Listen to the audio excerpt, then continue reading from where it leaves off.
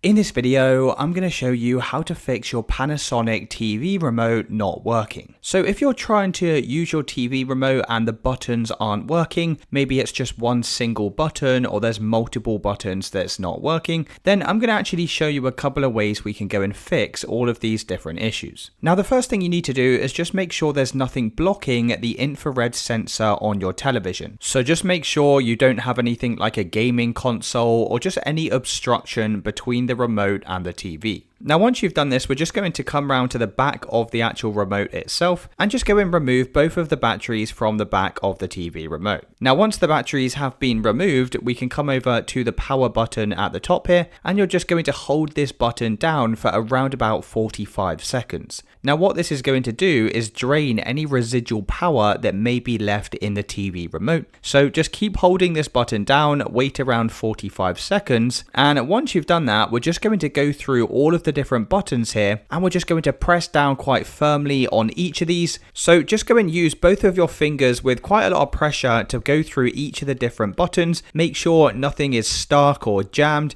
and you can do this a couple of times just to make sure you've really gone through all of these buttons. It sounds pretty crazy, but sometimes the buttons can get stuck, and this is what causes your remote control to malfunction. So I'm just going to keep going through all of the buttons here, making sure to firmly press down on each of them. And once you've done that a couple of times, we can then go and place the batteries back into the TV remote. You can also go and grab a cloth and make sure the infrared part at the top of the remote control, make sure this is clean and free from any dirt or debris. And once you've cleaned this, you can go and try turning on your television, and that should have now fixed any remote control issues you were having. Let me know in the comments if you did find this video helpful, and I'll see you in the next one.